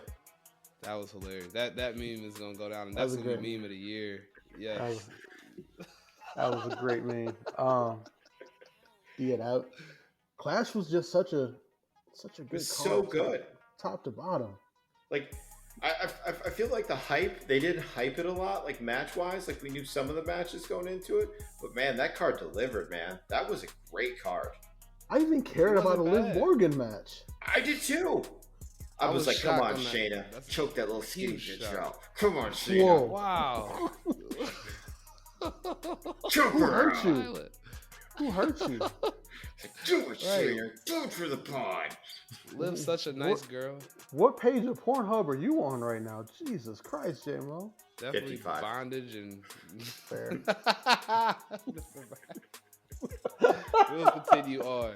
But yes, I thought Shayna Baszler was. I would have put money on it that she was gonna choke out or rip off one of Liv Morgan's limbs on Saturday, but Liv held her own. Shocked. Got the W. And it was believable looking. It was believable. Hey man, whoever their agent is, bravo. They're doing the impossible. Isn't it TJ? He does do the majority of the women's matches. And there you go. Yeah. Another great wrestling mind. I'll tell you what. But lots of guys, those around trips. The shock of the weekend. Well, it was a shock if you don't listen to this pod.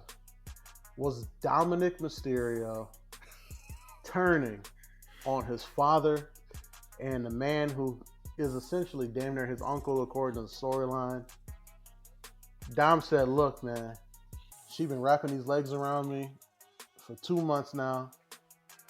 I'm a man now. I don't need y'all no more. Yeah.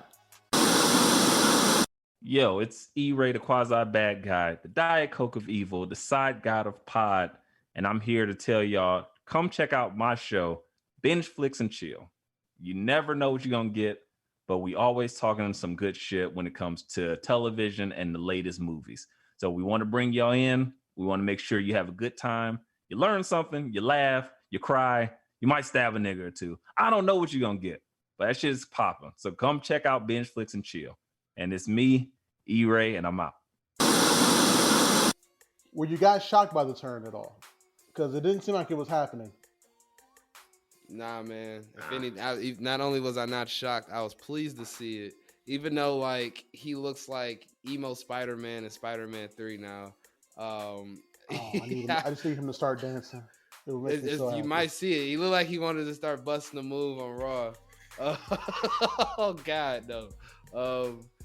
It's definitely a welcome change for Dom. I'm going to try to, and you heard this here first, podcast listeners. I'm going to try my best to not say anything inflammatory about Dominic Mysterio while he's a heel. Unless he makes it look really bad. Yeah, you just don't want Rhea Ripley coming to choke you out with those legs. That's why, BA. Or do I? I was about to say there's worse things I could get choked out with. I can tell you that. There's worse things happened to me this week. Yes, exactly. Big facts on that. But no, I'm gonna give it a chance, man. They're actually doing something different. They're getting away from this whole nepotism BS they've been shoving down our throat for the last 2 years. I'm good with the change. J-Mo, were you shocked by the turn at all? Oh no, I saw it coming a mile away. Like you could tell, like Dom almost gave it away when he came out on the entrance ramp with his dad. Like you could tell he didn't know how to be a heel. He didn't know how to be a heel yet. Yeah, but you know, I mean, if you think about it, he's being mentored by some of the best heel in the game, Prince Finn Balor. I think Finn will teach him how to be a heel and how not give a fuck and beat the shit out of people. That's a good point, J-Mo, because Finn can sell it on both sides. He's a great babyface and a great heel. So he can show him how to turn that off and really get down and dirty on some bullshit. So that's a good take. Really, BA? I don't think Finn's a great babyface. No. He's an awful babyface. He's not bad. Like, he's believable. I can see him when he's not, like, he's like, I don't know, he's not your favorite Finn. What did he do as a babyface besides smile? That's it. Smile. I don't know. It's not like, I know, like, if he's a face and I see another heel in the ring, I know he's a face. I say it to that extent. I'm not saying he's a great baby face. I shouldn't say that if I did. I meant that he passes the eye test, so to speak, as a face. More of a heel, though, in his past history, but he can sell the face. Okay. Especially when who got him to turn back to a heel originally? It was Fiend. The Fiend got him going back into that space. No, he went. This is like a year or two ago. No, he went back to heel when he went back to NXT. Oh yeah, and when he was held Prince. the title. Yeah, he was getting ready to help Johnny and Tommaso Ciampa fight off the Undisputed Era, and then pop that Pele kick to Johnny, and you were like, "Oh shit!" Got it. And then he had the best run, I would say, of his career.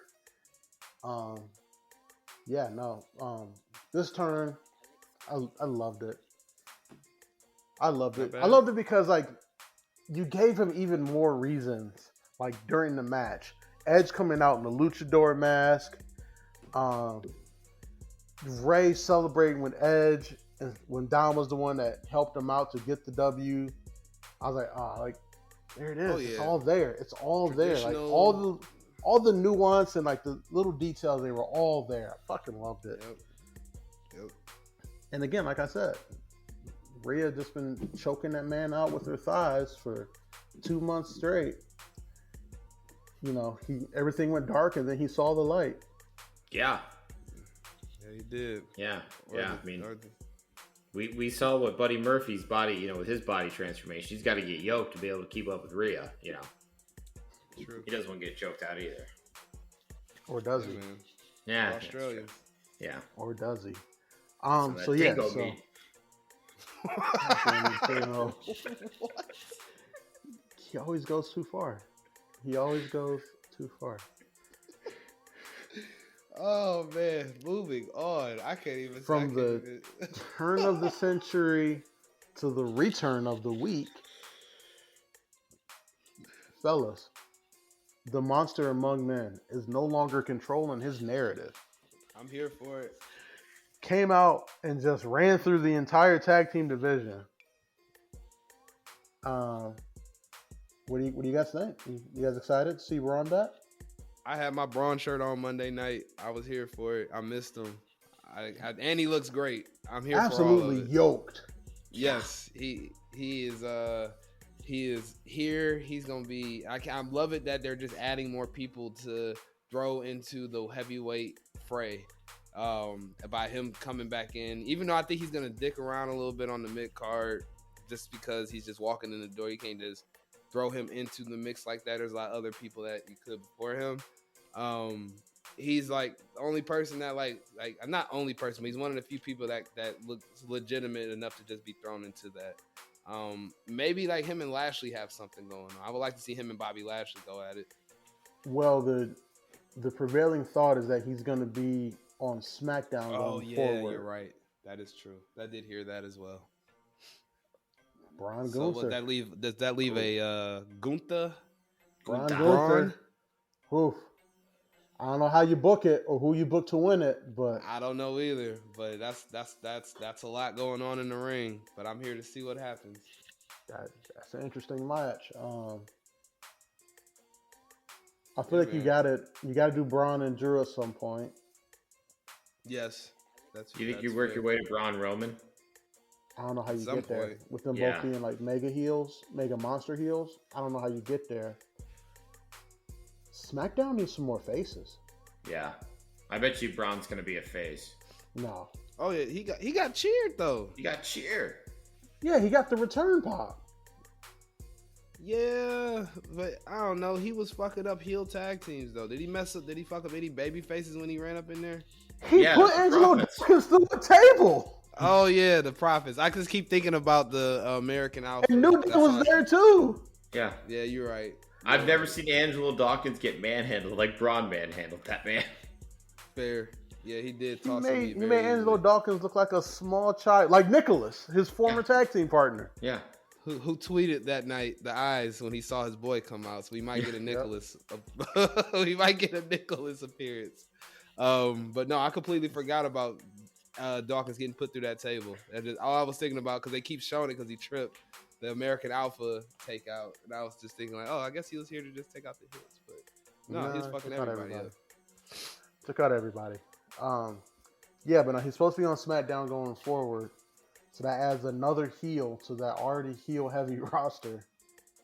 They need some Hey, faces. man. And Trips we trust. He'll figure it out.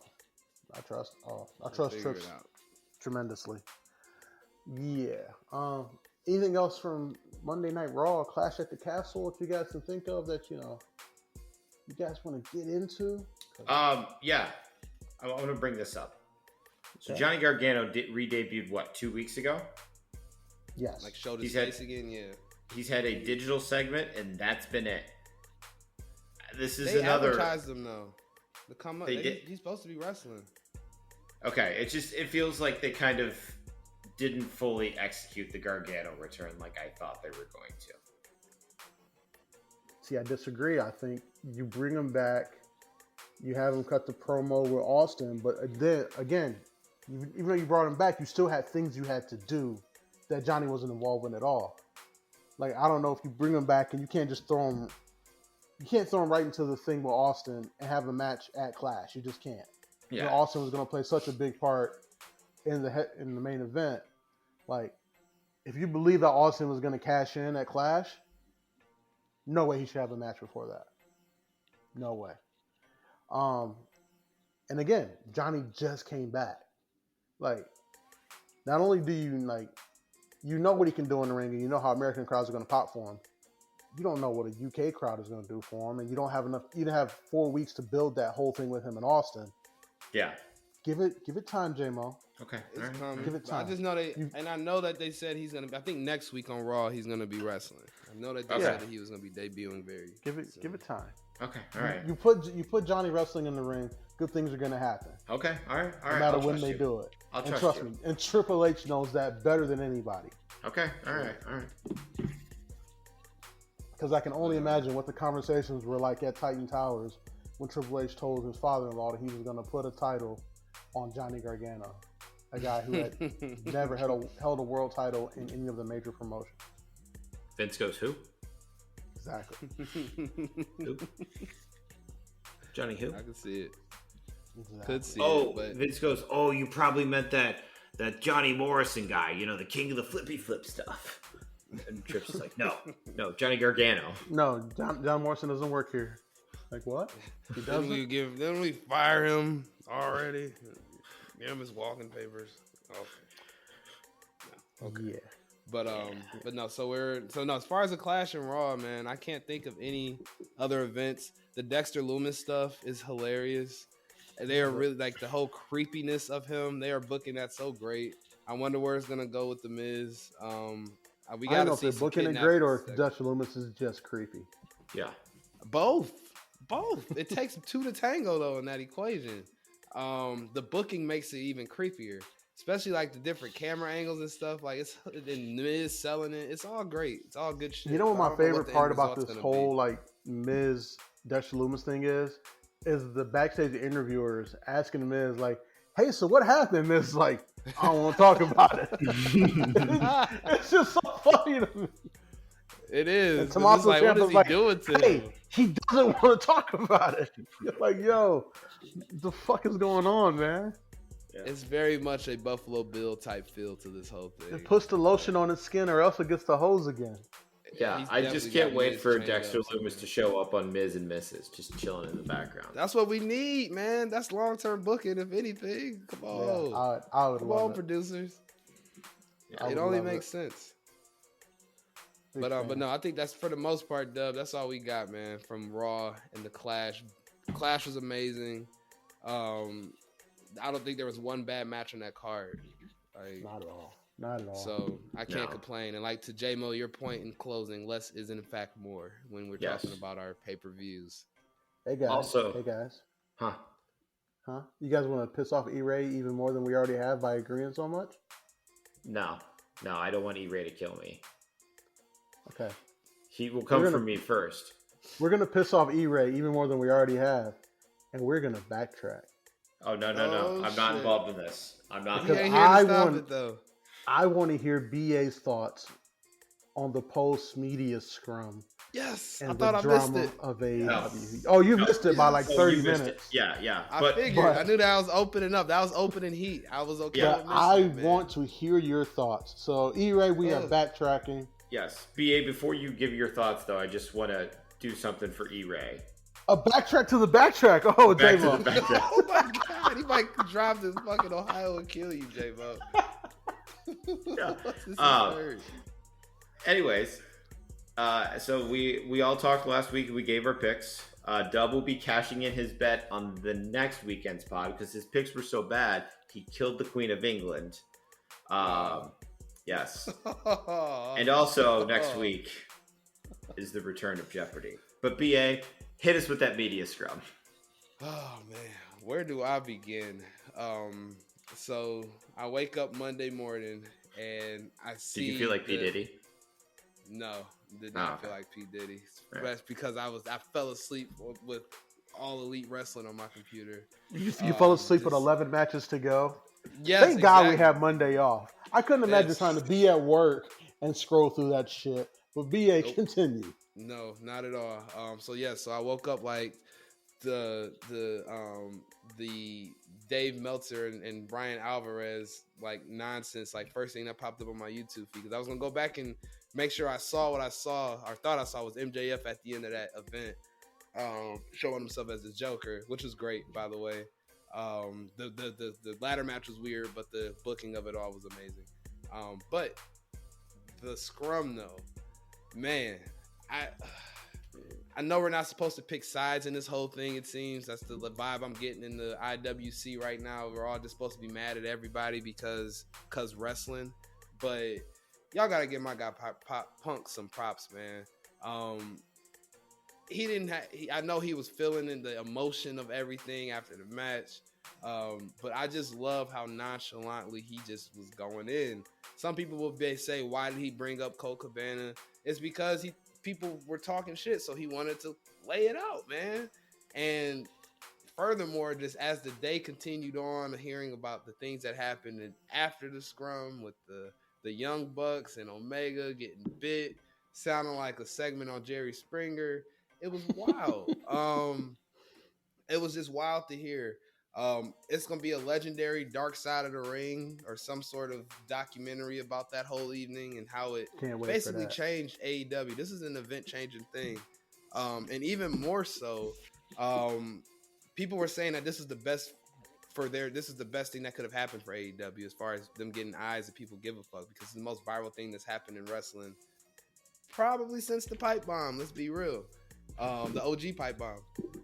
As far as getting outside eyes back in on it.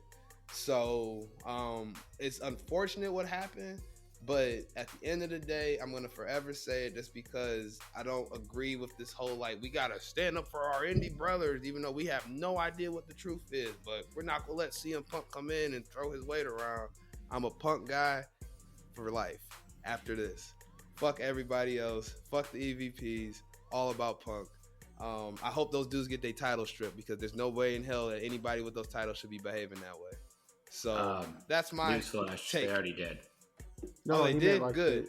Yeah, we had new trios champions EVP last title. night. The EVP title, I could give a damn about the trios titles. I know Death Triangle got those. I saw that. Okay, that's old news. I was talking about their EVP titles that get them probably an extra $1 million a year from Tony Khan's dad. So no. Yeah, those titles need to go. I did mention that in my take, BA, that I hope that they get those titles stripped. I said they shouldn't have those titles until they are completely done wrestling. You shouldn't have an EVP title and be a wrestler. I also said you need to give Don Callis EVP power right away. You might as well. He's the only or Cornette. One that no, that ain't happening. Cornette fucking can't stand that shit. He cannot stand AEW. Or he can't stand the way Tony Khan goes about stuff. And more so, to my point earlier, how those people that move in that locker room that aren't like a Punk guy or an FTR guy, or more of like a Jericho or Mox, guys that have been somewhere, Bryan Danielson, those guys, as far as Hangman and all those guys, they didn't want to hear any advice from none of the old dudes. They don't want to hear that shit. They think they know everything. And that is something that I can't stand from any walk of life. There's always something to learn. I don't care if you're 8 years old or 80 years old. There's always something that you can learn in your walk of life that you didn't know prior to. And to sit here and to tell guys that have been to the mountaintop and back and are here making more money than you in the promotion that you're in, to say like, nah, I don't need their advice. They don't know what I'm cool. Like I'm moving in a different lane. It's just disrespectful to me. It's unnecessary. You can at least hear them out. Maybe you don't get anything from it, but you gotta show that respect. And the thing that I agree with Punk, he's the last of a dying breed as far as that old school, how wrestling is supposed to be type of mentality. I know we kind of make fun of it a little bit when we talk about these old wrestler dudes and their podcasts and shit, but if we want to keep some sort of resemblance of what we grew up on and what we love and the sensical nature of what pro wrestling should be, you gotta have guys like that around. And if you get rid of guys like that and you chase them out just because they're not your indie darlings, that's gonna kill the business too. So that's why I don't agree with that side of the table. Even though I don't agree with all the stuff that happened according to the take from our guy Ace Steel and Punk and how they behave. I'm just putting myself in their situation. And if somebody was talking shit about me and my name and Punk had to go to the this is my business card, because at the end of the day, they are fucking up this man's money.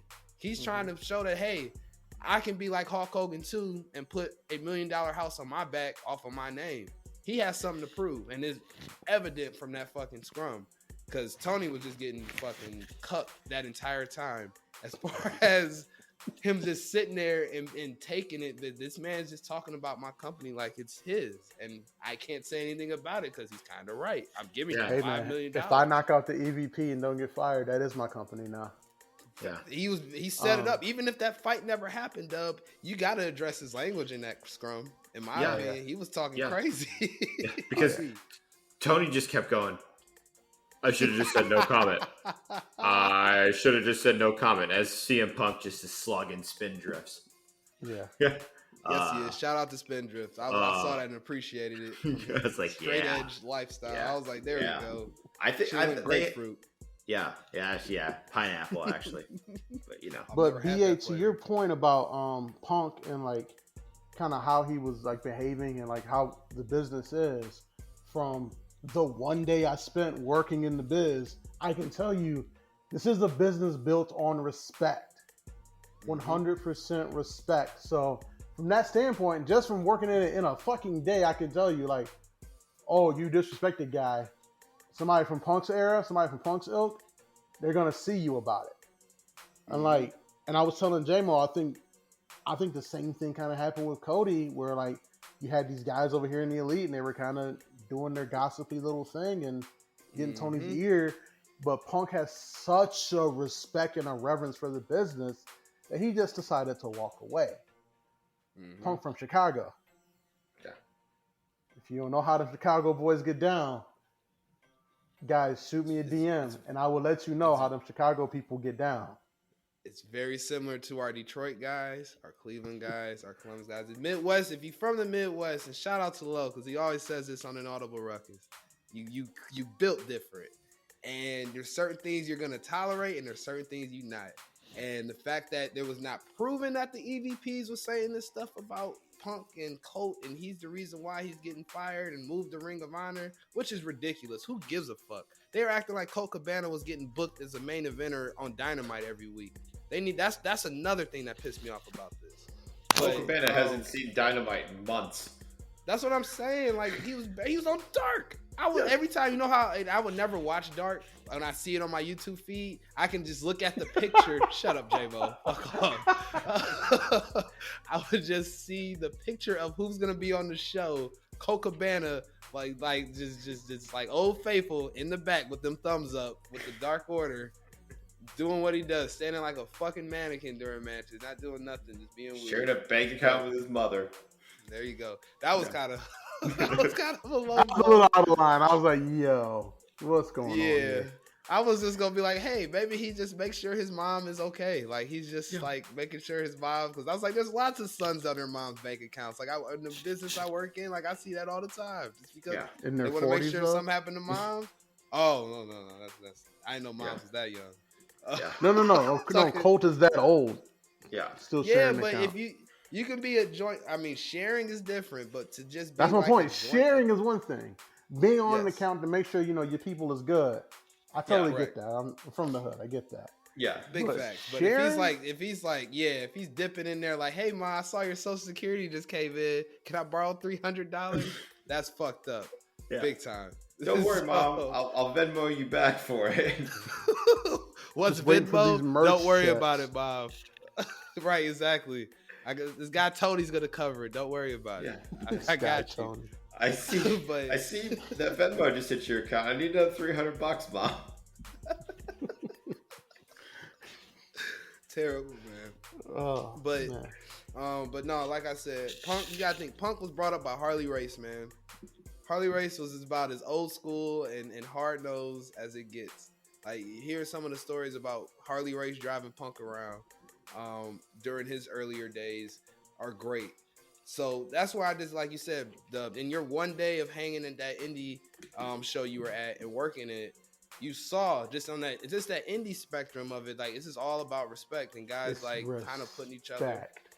Everybody from the bottom of that card to the Impact guys that were on that card to the main eventers shook my hand, and I was just a guy holding the camera, and they thanked me, and I said, "No, thank you for the house." And there we go. For the Bucks and Hangman to just disrespect a guy who is gonna go down no matter what you think of him as a legend in this business, and who's the guy who's the main eventer on the first $1 million gate that you guys do like that. Again, Punk from Chicago. We think different out here in the Midwest. We built different. We got that weather of the East Coast and the cold in the winter, but we don't have that respect of like, oh, we're New York or we're Boston. Mm-hmm. And then we also got that laid backness of the West Coast sometimes, but then we also don't have the beautiful beaches of the West Coast. So we're right in the middle of just disrespect, and what we're not going to do is take it. Correct. You're going to leave us in our Great Lakes alone. But yeah, with that being said, I will, like, unless some other news comes out that Punk was lying and went off the reserve for a reason or for no reason at all, I'm gonna ride with that side of the table forever, because that's what I respect in wrestling.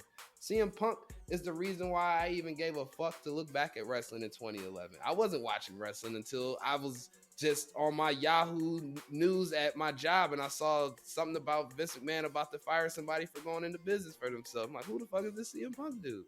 And from the rest is history from there. So I've always kept like a side eye on wrestling. So Punk is the reason why. Even though that was a work shoot, and this was absolutely a shoot that we saw on Sunday night, I want to say he's definitely gone in this stint, but this isn't the last time we see him. No, he'll be back in some capacity. J-Mo disagrees though. I don't think he'll be back. I think once his injury's healed, they let him go. Once his injury's healed, they let him. I think once his injury's healed, they let him go. You can't fire somebody who got hurt during work for reasons. Yeah, that's a lawsuit. Yeah. Yeah. So, but once that's done, I think they go their separate ways. I think the only saving grace Tony Khan has about that right now is that Punk can say he got hurt in that match. I think he got hurt when he snuffed out Nick Jackson. But again, same, because I don't know where it would have happened in that match. Even though they're saying he got hurt, I could be wrong. I didn't see a spot where he could have torn something in that at the end of that match with Mox. It looks like a pretty normal, clean ending. Couple GTSs and that was it pretty much. So, but you know who everybody loves in AEW, who they really need back? Adam Cole. Before Punk shit on everybody, he made sure to say, "Love Adam Cole. Hope that kid's okay."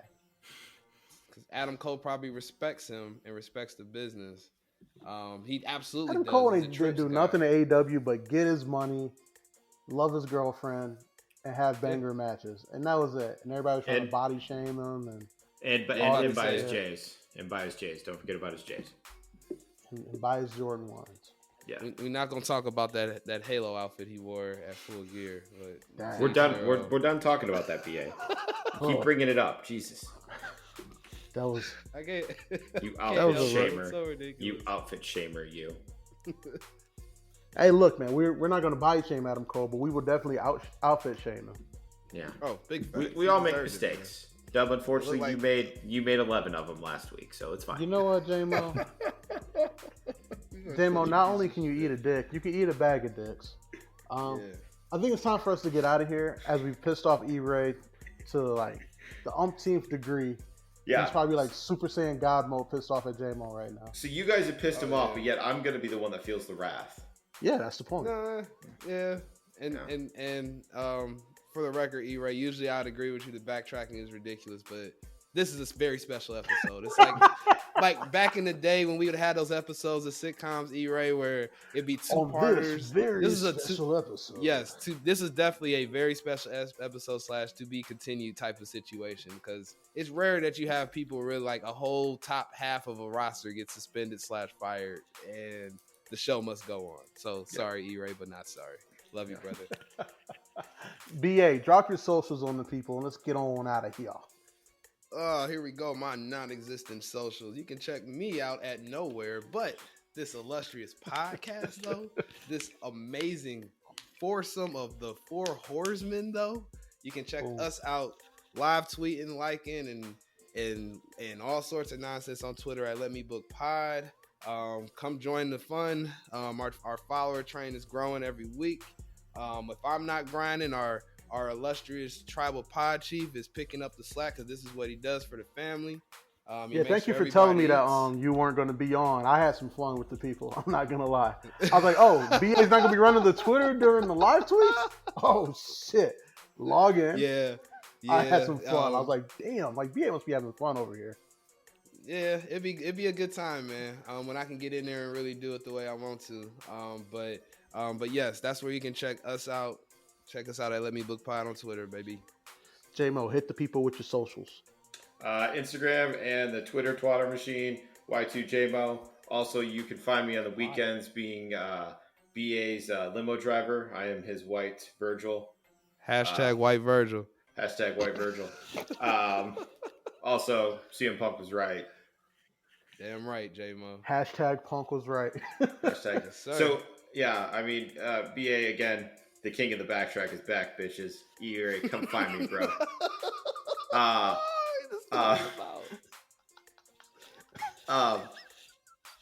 mentioned it to Dub. I said, hey, when you think Punk was punching Nick Jackson, he went, I'm sorry, Miss Jackson. Ooh. I think he got one of these, and then he was just like, oh. He was like, hey, you little bitch, look at this. Why don't you flex on this? I'm coming for your ass. Why you messing with my boy Ace? Yeah. They thought because CM Punk lost his own UFC fight that his hands didn't work. Yeah. Somebody 3 needs to seconds do later. Yes, somebody needs to do like a drunk history like episode of that whole scrum. Like, that'll be great. That'd be great. It needs to happen. Comedy Central. Right, I'm done. I like that idea actually. If you guys are looking for me every Tuesday, embrace the turn up with the homie John. On the socials, I'm at ADUB1220. And like BA said, when he is not on the socials running the Let Me Book Pod, I like to hop on there and interact with the people, especially all the wrestling baddies that we now follow on that account. BA, you're welcome. Don't let your wife see it. Next week, guys, we will be back at full strength. E-Ray will be back from getting jumped in the NXT parking lot for the 18th time this year.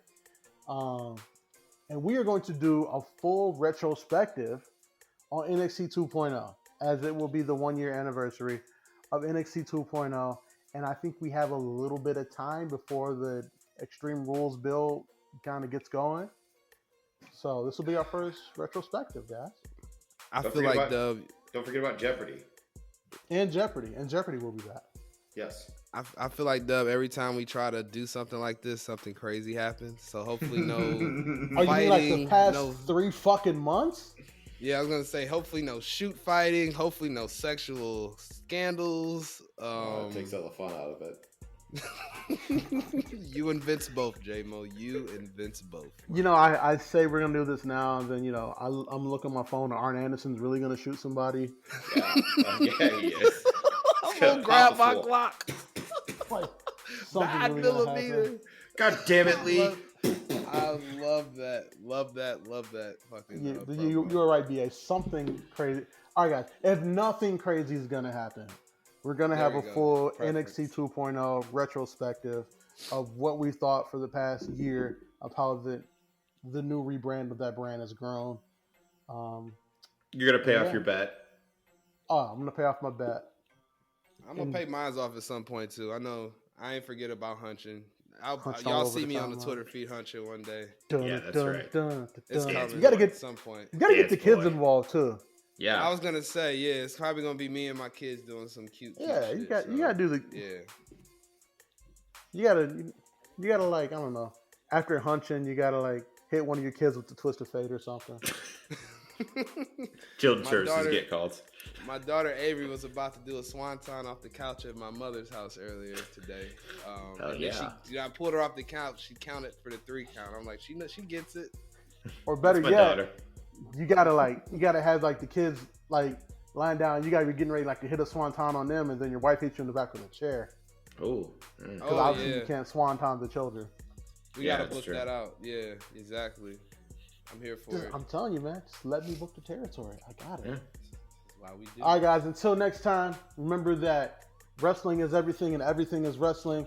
And when you see me, too sweet me when you see me. And we are out. Peace.